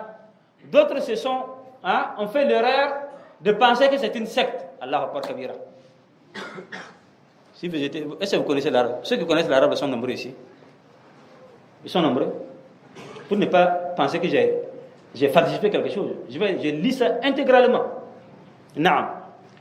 نعم. وشاعت التسمية الأخيرة عند الأوروبيين فدخلت معجماتهم الحديثة وأخطأ بعضهم فجعلها مذهبا. Ceux qui ont pensé que c'est une secte là se sont trompés. جديدة في الإسلام, que c'est une secte en islam. Non. تبعا لما افتراه خصومهم, suivant ce que leurs adversaires leur ont imputé. ولا سيما دعاة من كانوا يتلقبون بالخلفاء من الترك العثمانيين, notamment les Ottomans en Turquie. Écoutez bien, hein. Les adversaires farouches du wahhabisme, c'est ce qu'on appelle le wahhabisme, ce sont les Turcs là. Ça, c'est des qui le disent, c'est pas moi. Ils ont même un livre appelé Fitnatul Wahhabiyya, la fitna du wahhabisme, qui sont venus même publier ici. Ils ont distribué ça ici, quoi. Mais maintenant, je ne pense pas si ça se trouve encore. Non. Donc les Turcs là, donc c'est Zérékli qui nous dit ça. C'est un chercheur, il ne fait que relater la vérité. ومن أقدم من كتب عن جزيرة العرب بعد قيامه, l'histoire des Wahhabiyya par تاريخ الوهابيين تأليف Tabat Baris, c'est-à-dire ça a été publié à Paris, hein, en 1810, du calendrier grégorien. Naam. Bon, il a cité ici quelques livres qu'il a publiés. Kitab al-Tawhid, Kashf al-Shubahat, ça c'est un de ses livres aussi. Tafsir al-Fatiha, le commentaire de la Surat al-Fatiha, Usul al-Iman, le fondement de la croyance de l'Iman. Tafsir al-Shahadat an la ilaha illallah, le commentaire de quoi? De la ilaha illallah. Ça c'est un livre. Hein? Ma'rifatul abd rabbahu wa dinahu wa nabiyya. Usul al-Thalatha. Naam. والمسائل التي خالف فيها رسول الله صلى الله عليه وسلم أهل الجاهلية أكثر من 100 مسألة. يعني il a publié un livre aussi intitulé quoi? Les choses dans lesquelles le prophète sallallahu alayhi wa sallam n'a pas été d'accord avec les gens de la Jahiliya. Il a cité 100 choses, 100 mas'ala, qu'il a détaillé dans ce livre-là. معنى الكلمة الأمر بالمعروف والنهي عن المنكر مجموعة خطب ومفيدة ainsi de suite jusqu'à la fin. Donc Khairuddin Zarakli nous dit tout simplement que les gens ce sont ses adversaires qui ont prétendu que c'est une secte comme les autres. Souvent même des savants disent que non, que depuis que le prophète est parti, les musulmans n'ont cessé de se diviser. Jusqu'à ce qu'il y ait aussi la Tijaniya, il y a aussi la Qadriya, il y a aussi le Wahhabisme. Donc on compte le Wahhabisme parmi les sectes islamiques. Alors qu'en réalité, selon Khairuddin Zarakli, nous l'appuyons aussi à 100%, ce n'est pas une secte. Voilà, tout ce que nous avons dit. Et si vous voulez, lisez les livres que je viens de citer tout de suite là. Et si vous voyez des défauts, des choses, alors soulignez-les et venez, en tout cas, on va en débattre. C'est ça l'objectivité dans la connaissance de la science. Il ne faut pas te contenter seulement de ce que les adversaires disent. Ils disent que c'est comme ça, non. Dans le monde de la science, en tout cas, il faut être objectif. Non. Maintenant, Zarakli nous dit que le nom n'est pas le wahhabisme. Quel est son nom? Parlons maintenant de l'impact avant de choisir le nom qui nous convient par la grâce d'Allah subhanahu wa ta'ala. Je vais laisser le temps aussi à ceux qui veulent poser des questions. Alors, son impact à cette époque-là. Regardez aujourd'hui. Tout simplement, c'est ceux qui les combattent là qui deviennent en tout cas pas, alors devenir membres. Non. Donc l'autre jour même, vous avez vu dans le net une délégation turque rendre visite à la fédération. Les 3 femmes qui étaient là, qui étaient parmi la délégation, étaient toutes voilées. Donc automatiquement, on a dit que voilà, que Sawadogo est content aujourd'hui parce que ses sœurs sont venues. Voilà, moi je n'ai pas demandé. Mais voyant en tout cas leur tenue vestimentaire, on les a classés immédiatement. Donc de la Turquie, là où la première hostilité contre le salafisme là, est née, c'est de là-bas que ces femmes-là sont venues rendre visite à la fédération l'autre jour. Donc, son impact, c'est partout.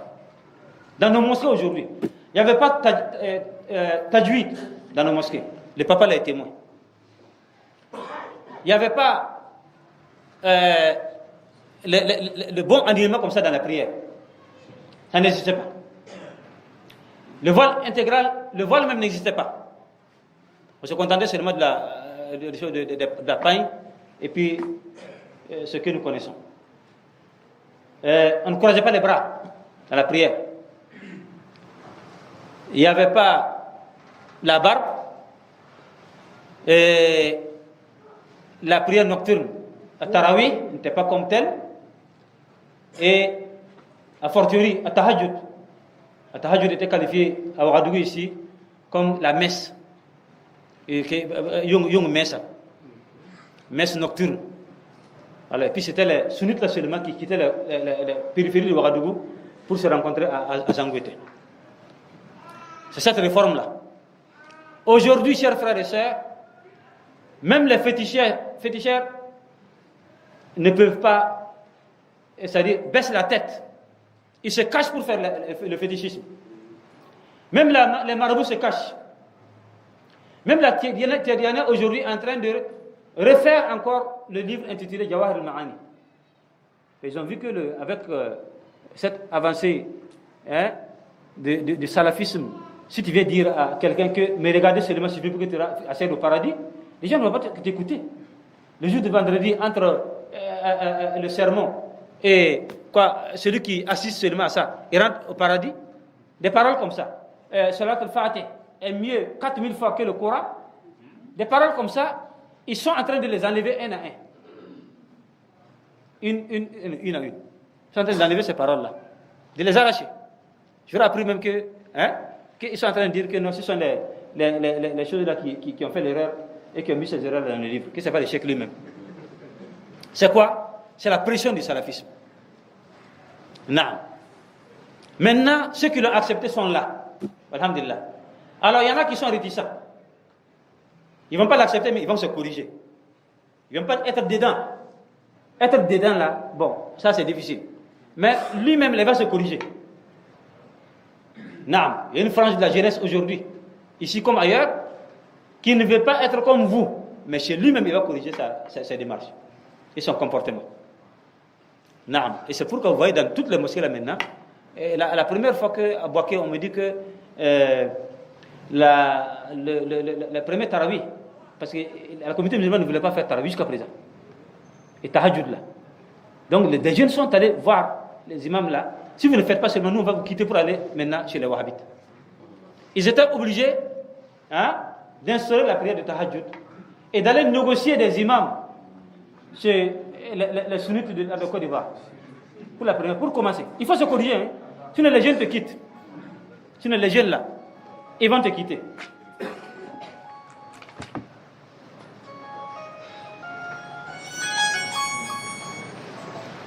Non. Donc, soit tu es dedans, malgré toi, tu combats, tu finis par être dedans. Soit tu n'es pas dedans, mais tu te corriges. Ça, je lance ce défi-là. C'est comme ça partout. C'est comme ça partout. Même les marabouts, il fait le maraboutage, mais il est caché. Dans les quartiers, là. Non. Les fétiches, tu parles seulement, les gens rient. Ils savent que ce sont des défauts. Ceux qui sont dans les erreurs, là, essaie de se corriger. Il ne veut pas être wahhabien, mais il va se corriger. Mais ça, c'est l'influence. Tout le monde est devenu wahhabien aujourd'hui. Non. Soit tu te corriges, soit tu rentres dedans. Et regardez, soit tu pars aider, chercher de l'aide. Moi, je suis parti une fois à l'ambassade d'Arabie Saoudite de Ouagadougou. J'ai trouvé que les chouks qui sont là, les dossiers, c'est les dossiers là comme ça. Celui-là veut une mosquée, celui-là veut une médrasa, celui-là veut un puits, celui-là veut quelque chose dans son université. C'est des dossiers comme ça. Mais les mouvements sunnites de Burkina Faso, je peux te dire que dans toute l'année, ils n'ont jamais. Et nous-mêmes, on a honte. L'ambassadeur ne nous connaît même pas. L'ambassadeur d'Arabie Saoudite, là. J'ai été à maintes reprises assister à la fête, fête nationale d'Arabie Saoudite. L'ambassadeur, il connaît beaucoup de ces gens-là. Parce qu'ils ont l'art de les fréquenter. Mais moi et Kindo, ils ne nous approchent même pas. Ça veut dire que moi qui suis là, même un franc ne me vient de l'Arabie Saoudite. Un franc. Mais je suis dans le salafisme. Parce que je vois que c'est la vérité. Même si je ne gagne pas d'argent en Arabie Saoudite, je vais prêcher cette vérité-là. Mais ceux qui les insultent là, chers frères, chères sœurs, c'est moi-même qui ai vu leur diplôme, leur dossier. J'ai été à Riyad, Imaratul Masajid, Idaratul Masajid. J'ai rencontré des dossiers là-bas, des Burkinabés, qui veulent avoir des cimetières pour les musulmans, alors qu'ils n'est pas sunnite. Ils ont les dossiers là partout. Rares sont ces mosquées qui sont construites aujourd'hui. C'est maintenant que le Qatar et les autres pays là sont venus épauler l'Arabie Saoudite. Sinon, c'est le seul pays, depuis les indépendances jusqu'à aujourd'hui, qui finançait l'œuvre islamique. Dites-moi le contraire. Si tu veux une mosquée, il faut déposer la demande là-bas. Tu veux une madrasa, demande en Arabie Saoudite. Tu veux quoi, c'est l'Arabie Saoudite. Même les universités que vous voyez comme ça là. L'université de Saï au Niger, c'est le roi Faisal. L'université islamique de Malaisie, le roi Faisal. L'université islamique de Jakarta, en Indonésie, le roi Faisal. l'université islamique de Kampala, en Ouganda, c'est le roi Faisal. Montrez-moi une seule université que les frères musulmans ont construite. Montrez-moi une seule université dans le monde entier que les Tablighs ont construite. C'est l'Arabie Saoudite. Le seul pays. Les autres pays sont venus maintenant au Pérou.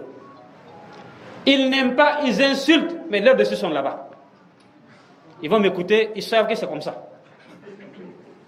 Ils partent à la Umrah, c'est pas la Umrah, c'est pour aller demander. Quand ils reviennent, ils épousent la deuxième femme. Ils construisent de nouvelles villas. Et c'est comme ça. Mais s'il est là seulement, l'argent là est bon, mais le salafisme n'est pas bon. C'est là le problème. Ah oui, ça vraiment, je ne comprends pas cette attitude-là, quoi. Si je ne t'aime pas, je ne t'aime pas. Je ne t'aime pas ton argent aussi. Je n'aime pas ton argent. Mais ceux-là ne sont pas comme ça. Ils n'ont pas honte. Ils n'ont pas honte. S'il va seulement. D'autres même partent, ils laissent la barbe pour se faire comme ça. Ils se cachent pour devenir de grands docteurs. Mais quand ils reviennent ici, maintenant, ils prennent l'épée comme ça pour combattre le salafisme.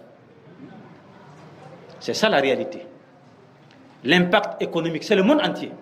Quelqu'un m'a dit même que 80% de l'économie burkinabé repose sur les aides des pays arabes. Un économiste. J'étais encore à Tanguay. Il venait me dire, mais on n'utilise pas l'argent là pour faire pression sur votre gouvernement. Non. L'échangeur actuellement qui va à Ouagadougou, demandez. Vous allez voir que la banque islamique là, est actionnaire dedans. Peut-être 80% du financement vient de la banque islamique. La route de Dougou-Tougan, 80% de la banque islamique. Même aujourd'hui, il y a une île qui sont en train de faire en Côte d'Ivoire. Il y a beaucoup de projets en Côte d'Ivoire. Et j'ai écouté les trucs. C'est 80% financé aussi par la banque islamique. Partout dans le monde. Si les grenades se vident seulement en France, aux États-Unis, partout, on frappe à la porte du wahhabisme. Et levez-vous, hein, wahhabisme, c'est vous qui êtes bien. On tape à la porte maintenant, alors donnez-nous. Et puis on donne. Même Trump même a eu 400 milliards cette année. Quand il est arrivé en Arabie Saoudite. Les milliardaires là, il a eu plus de milliards encore en Arabie Saoudite. Non. Donc c'est comme ça. C'est grâce à eux que le monde là aujourd'hui subsiste. Que la crise internationale a même un peu modérée, tempérée. Parce qu'une fois, l'Arabie Saoudite a dit que laissez-nous avec les Noirs. Nous allons donner le pétrole gratuitement à nos frères musulmans. C'est la France qui quoi? Alors, qui s'interpose entre nous et puis les pays arabes. Ils sont capables de nous faire sortir de cette pauvreté-là en un clin d'œil. Mais l'Occident ne va pas accepter cela. C'est la réalité, chers frères et sœurs. C'est cette réalité-là. Donc, ceux qui ont étudié en choses, ceux qui ont étudié au Niger doivent à l'Arabie Saoudite. Ceux qui ont étudié, même à l'Azhar, un jour j'ai écouté brièvement comme ça, que l'Arabie Saoudite donne 80 000 rials par mois au cheikh de l'Azhar à cette époque. C'était Jad al-Haq. 80 000 rials par mois. Même l'OCI, c'est pas l'OCI, l'institution qui est au Maroc actuellement là. Hein? C'est quoi là même là? Même ça même, le président même, ou bien c'est le vice-président même, est saoudien. Au Maroc là. Le fief même de la Tidjaniya. Personne ne peut me dire le contraire. C'est un Saoudien qui est là-bas aussi. Ça veut dire que le fonds même, ça vient de l'Arabie Saoudite. On donne ça aux Tidjanites. Ils prennent et puis ils insultent. C'est la réalité. Maintenant, je vais me poser cette question-là. Il est déjà là. Ben Ali, qui était contre le salafisme en Tunisie. Vous le connaissez? Le rempart contre l'islamisme dans le monde arabe, plus précisément le Maghreb arabique. Après sa chute, il a frappé à toutes les portes. Non, on ne veut pas. On ne veut pas. Toutes les portes lui furent fermées. Il a fallu obligatoirement, ceux qu'il combattait là, c'est la seule porte de l'Arabie Saoudite qui lui a été ouverte. C'est là-bas qu'il vit actuellement avec sa femme. La femme là ne voulait pas voir le hijab. C'est là-bas qu'elle va mourir. Elle est actuellement en Arabie Saoudite. Ben Ali ne voulait pas le salafisme abadan. Dieu a fait que c'est là-bas qu'il va finir. Sa femme là, Leïla, aussi, c'est là-bas, elle vit actuellement. Et chaque fois, c'est le hijab là qui passe devant elle. Elle va mourir de chagrin. Donc vous voyez. Alors quel est le nom qui nous sied? Le nom approprié, c'est lequel? C'est pas le wahhabisme. Parce que la Tidjaniya, c'est eux-mêmes qui ont choisi le nom là. Ils sont fiers d'être Tidjanites. Qadriya, ils sont fiers d'être Qadrites. Naqshbandiya, nous sommes fiers. C'est eux-mêmes qui ont choisi le nom. Chacun choisit le nom de son association. Mais nous, c'est l'adversaire qui nous a donné ce nom wahhabite là. C'est pas nous-mêmes. Nous le déclinons. Naam. Quel est le nom qui nous a approprié? C'est le salafisme. Naam. Parce que sunna, tout le monde est sunnite. Si tu n'es pas chiite, seulement tu es sunnite. Mais dans la sunnate là, il y en a qui portent le voile là seulement sur la tête comme ça. Et puis le reste là, c'est l'Égypte. Naam. Quelqu'un, à midi là, il y a un jeune qui est venu me dire que dans son quartier, lui il a dit aux femmes, alors, aux filles de sa médersa, et on lui a donné la supervision d'une médersa, il a exigé aux filles de porter c'est vrai, elle peut porter la jupe, mais qu'elle arrive jusqu'au pied. Donc, quelqu'un est venu de Jordanie, le propriétaire même de la médersa dit que non, on est qu'un. Que ça là, non, c'est allé trop loin, alors il faut donner à chacun sa liberté de porter ce qu'il peut porter. Vous voyez? Donc, ce sont des sunnites. Sunnites, mais qui ne portent pas de voile, ou qui portent mini-voile. Sunnites. Sunnites, mais avec des amulettes. Sunnites, mais ils croient au fétiche. Sunnites, avec des grosses erreurs dans le tawhid. Sunnites qui ne veulent même pas entendre parler du tawhid. C'est pourquoi la sunna est devenue vague. Alors, le nom que nous allons choisir, c'est... Il y a beaucoup de savants maintenant, je dis Fulan as-Salafi. Fulan as-Salafi. C'est ça le nom là le plus approprié. Si tu dis Salafi, beaucoup de personnes vont se débarrasser de toi. Voilà. C'est le nom là, alors que nous devrons en tout cas accepter. Non, si tu dis que c'est sunnite aujourd'hui, alors on va t'assimiler à tous ceux qui ne sont pas chiites. Alors que c'est plus profond, c'est plus spécifique. Non, qu'Allah nous assiste, qu'Allah nous bénisse. Et c'est comme ça, ceux qui disent qu'ils vont lutter contre ça, maintenant ils veulent démanteler l'Arabie Saoudite. C'est possible. Mais est-ce qu'ils peuvent tuer, assassiner les 300, 400 millions de sunnites dans le monde? Ce n'est pas possible. Ils sont là en Inde, beaucoup, en grand nombre. Ils sont là au Pakistan. Ils sont là partout dans le monde. En France, en Grande-Bretagne, aux États-Unis, au Burkina Faso. Votre nombre là vaut combien? C'est beaucoup. Ils n'ont qu'à démanteler l'Arabie Saoudite aujourd'hui. Ils ne peuvent pas tuer tous les services du monde entier. Soyez fiers. Soyez fiers. Le réformateur là est venu vous sauver. Vous étiez embourbés. Vous étiez plongés dans les erreurs. Notamment dans le tawhid. Et grâce à lui, par le témoignage des non-sunnites, des grands chercheurs, des historiens, c'est grâce à lui qu'on a repris encore le bon chemin du tawhid. Qu'Allah, en tout cas, lui comble de sa grâce. Barakallah fikum. Il y a deux questions, trois questions. On va s'arrêter là. Donc, à partir de maintenant, chaque fin du mois, il y a une conférence comme ça en français. Je vais m'efforcer aussi pour améliorer mon français là. Je veux que ça parte loin. Parce que c'est un combat. C'est un combat. C'est la vérité là comme ça. Voilà. Il y en a qui veulent mourir pour leur pays, qui veulent mourir pour leurs femmes, qui veulent mourir pour l'argent. Mourez pour ça. Vous là, quand on note ton âme là, c'est sur ça là. Inch'Allah. Quelle question? Oui? Bismillah. Alaykoum salam wa rahmatullahi wa barakatuh.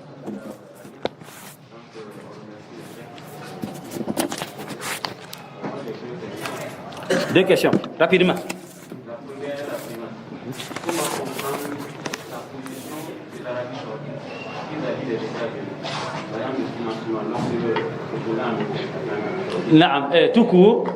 Tout court, je n'ai pas tout développé. L'Arabie Saoudite, c'est comme les autres pays. Ils n'ont pas été colonisés. Mais ils sont l'influence aujourd'hui là, des forces maléfiques là. Les Turcs même nous ont dit l'autre jour qu'ils sont encerclés aujourd'hui. Que de faire droit, que la Turquie est encerclée par les forces du mal. Il y a des choses qui ne se disent pas. Voilà. L'Occident, coûte que coûte, parce que avec cette allure-là, la Turquie risque de devenir une puissance économique. Avec plus de 100 millions d'habitants. C'est grave. Et c'est eux qui ont amené l'islam en Europe. Donc ils ont encerclés aujourd'hui. L'Arabie Saoudite aussi est encerclée par le Yémen, par l'Irak, par la Syrie.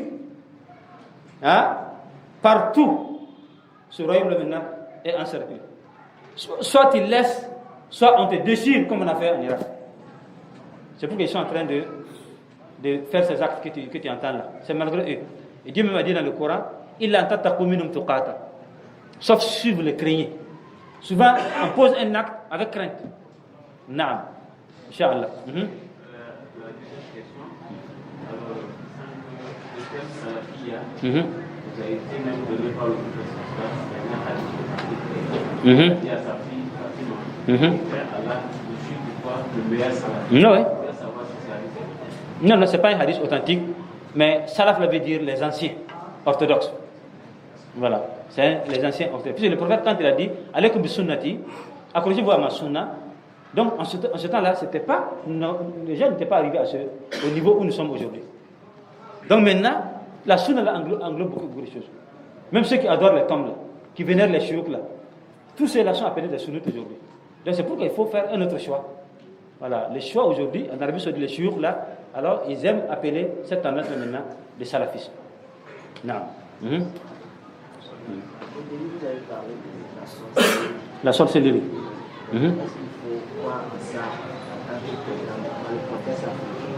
Contexte africain, lutter contre la sorcellerie. Croire à ça, si tu crois à la sorcellerie, tu es devenu sorcier. Tu es devenu sorcier. On craint que ton âme te sorte la nuit pour aller manger les enfants. Allah al-Musta'an. On ne doit pas croire à ça. C'est faux. C'est les génies seulement qui s'amusent avec les croyances. Les génies. Le génie est là.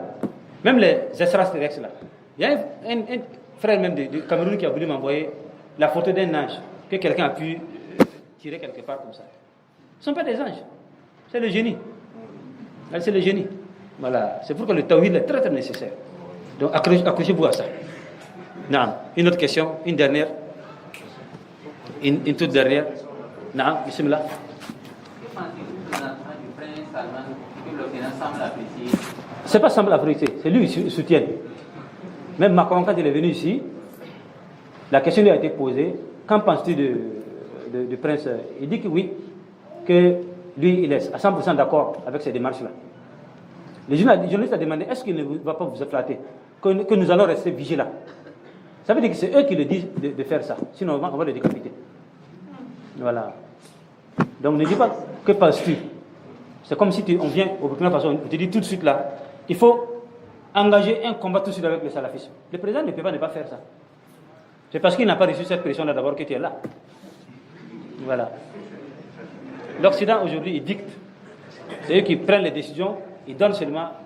Regardez Yahya Jammeh. Qu'en est-il de lui? Il n'a pas été chassé par la CEDEAO. La CEDEAO est là, ne peut rien faire contre la Guinée équatoriale, qui a défié la CEDEAO. Ils avaient donné un mois est passé, 1 an, rien. Idriss Déby est là au Tchad, en train de réprimer l'opposition. On ne fait rien, parce que l'Occident est avec lui. L'Occident est avec le président du Togo, le président du Gabon, le président de Congo-Brazzaville. Quand ils sont avec quelqu'un, alors, quels que soient les dégâts que tu vas causer, c'est comme ça, c'est eux qui gouvernent ce monde-là, alors, avec la permission d'Allah subhanahu wa ta'ala. Une toute dernière question. Non. Alaykoum salam wa rahmatullah. Non. Qui au départ était utilisé pour vraiment contribuer des bières. Il y a certains qui font voir vraiment sur le marché aujourd'hui. Bon, ça ne relève pas du tawhid. Nous, on veut parler du tawhid, du chèque là. J'ai vu une question qui concerne le chèque. De Dars que nous venons d'écouter. Parce que le chèque là, c'est le tawhid le plus précisément qu'il a prôné le plus. Non. On n'a qu'à poser des questions sur ça pour mieux. Non. Vous avez parlé tout aussi d'un courant, en tout cas, du monde des tabliers. Et savoir est-ce qu'ils ont une différence au terme dogmatique. Quels autres courants? Je te dis tout de suite là, ils essaient eux aussi, c'est force. Voilà, maintenant, alors, toute réforme qui ne tient pas en compte le tawhid, parce que l'échec là, sa réussite c'est quoi? Il a commencé par le tawhid. C'est ça, c'est la différence avec les autres. Sinon, le fiqh, celui-là, le fiqh et puis les petits détails là, ce ne sont pas des problèmes. Alors, les frères musulmans, c'est vrai, ils ont amené une réforme, mais sans le tawhid. Jamaat al-Tabligh aussi, ils ont fait des réformes, mais sans le tawhid. C'est ça le problème, quoi. Voilà, c'est pourquoi tout le monde les accepte. Ils rentrent dans toutes les mosquées. Ils sont acceptés partout. Mais toi, si tu rentres dans une mosquée, chose comme ça, sortez-le. Et ça, c'est un salafiste. Voilà, même l'Occident, ils donnent le visa aux tabligh partout. Ils partent en France, ils partent partout. Mais Cheikh Ahmed Didat même envoyait sa barbe à l'aéroport de Paris. Quand la femme l'a vu seulement sa photo, tout de suite, elle a tapé sur l'ordinateur, personnage non grand A. Il a été refusé, chassé comme ça. Cette question attire une autre réaction. Non. On a parlé du tabligh. Je suis le commandant de l'aéroport en 1982. Donnez-lui le micro, il va finir avec la séance et en même temps dua. Il va prier pour l'assemblée. Non, Inch'Allah. J'étais le commandant de l'aéroport en 1982 quand l'avion, le Pointer, a amené les premiers prêcheurs du tabligh à Haute-Volta à l'époque. D'habitude, cet avion amène des prêtres, grands boubous ou des sœurs. J'étais loin et j'ai vu débarquer des gens en grand boubou. Je me suis approché, j'ai vu qu'ils avaient la barbe et quelque chose là. Ceux qui font imam et puis les tomber derrière les épaules là. J'ai dit salam alaikum. Ils ont bien répondu le salam. On s'est regardé comme ça. Je les ai vus faire les formalités de police, puis de douane. Et quand ils ont fini, ils ont réuni leurs bagages et ils avaient l'air d'attendre quelque chose. Je leur ai posé la question, vous attendez quelqu'un? Ils ont dit non. Vous descendez à quel hôtel? Nous ne descendons pas dans des hôtels, nous descendons dans les mosquées. Nous sommes des musulmans venus de France pour contacter nos frères de Haute-Volta. À quelle mosquée voulez-vous aller? Nous ne connaissons pas la ville, n'importe quelle mosquée. Et moi j'avais ma mosquée. Je suis allé prendre ma voiture, faire 2 voyages et les amener à Zangwetin. C'était un vendredi. J'ai laissé la consigne, si l'imam vient, dites que ce sont des musulmans qui sont venus de France, c'est moi qui les ai amenés. Après la prière, on a donné l'autorisation aux étrangers là de saluer le public. Leur dirigeant, ou le mutakallim, c'était Younous Tleli, un Tunisien. Il a commencé par une prêche et le traducteur c'était Aboubakar Ouazou, que vous connaissez tous. Il connaissait mieux l'arabe que notre imam Chouaïb. C'est lui qui transmettait. Alors ils ont parlé donc du Balighu anni walau aya. Ensuite, ils ont parlé de dernier pèlerinage où le prophète a dit Falyuballighu shahidu minkum al-ghaib. Et puis, ils ont dit voilà. Il y en a qui vont se présenter devant Dieu avec leurs jambes coupées. Ils vont dire mon Dieu, voilà, je suis sorti pour transmettre ton message et c'est ce qui m'est arrivé. Il y en a qui vont donner une oreille coupée. Ils nous posaient la question. Et vous, devant Dieu, qu'est-ce que vous allez dire pour prouver que vous vous êtes levé pour transmettre le message d'Allah? Aboubakar a crié. Il est tombé avec son micro. Il était là à faire... Et la mosquée était glacée. Voilà les premiers instants de contact avec le tabligh. Si vous ne comprenez pas le sens du mot tabligh, ça veut dire transmission. Et la dawa veut dire appel. On ne peut pas transformer le mot tabligh en une secte ou en une religion. C'est de l'ignorance. Le tabligh est une action qui fait partie de la sunna du prophète. Comme la dawa est une action qui fait partie du travail du prophète sallallahu alayhi wa sallam. Voilà, les savants peuvent bien développer ça. Mais bien entendu, lorsque pendant 3 ans et demi ou 4 ans, les sunnites qui se sont érigés en hôte de ce genre de tabligh ont compris que c'est grâce à ces gens-là que nous avons pu entrer dans les mosquées de la communauté musulmane. C'est dans ces mosquées-là qu'on a parlé premièrement du shirk et du gris-gris à la grande mosquée de la communauté musulmane. On n'a pas raconté, j'étais présent. Lorsqu'ils s'en allaient, ils ont demandé ceux qui voulaient aller avec eux, parce qu'il y a une grande réunion de la Dawa à Charles-le-Roi en Belgique. Celui qui vous parle qui était le président, l'imam Chouaïb qui était le grand imam, et puis peut-être 7 ou 8 personnes que je peux citer ici, nous sommes partis avec eux à Paris. Moi, on m'a mis dans la rue de Paris pour appeler les gens et venir écouter des prêches dans la mosquée. Jusqu'à présent, je n'ai pas entendu parler du cheikh Younous, comment on appelle ça? D'accord. Bon, donc je n'ai pas entendu parler de leur dirigeant dont on parle là, Mohamed Ilyas. Mais moi, je me suis permis en 1983 d'écrire une lettre aux dirigeants français pour leur dire: si vos équipes viennent ici, ne parlez pas de Mohamed Ilyas, parce que pour nous, ce sont des firkas. C'est moi qui ai écrit cette lettre. Pour dire que j'ai désapprouvé qu'on prenne Mohamed Ilyas et qu'on en fasse quelqu'un qui est un machin. Donc, ce sont les responsables de la Dawa. J'ai demandé qu'un jour, on me permette de parler de ce que fut le mouvement, non, la Sunna, puis ensuite le mouvement sunnite au Burkina, à Haute-Volta d'abord, puis au Burkina.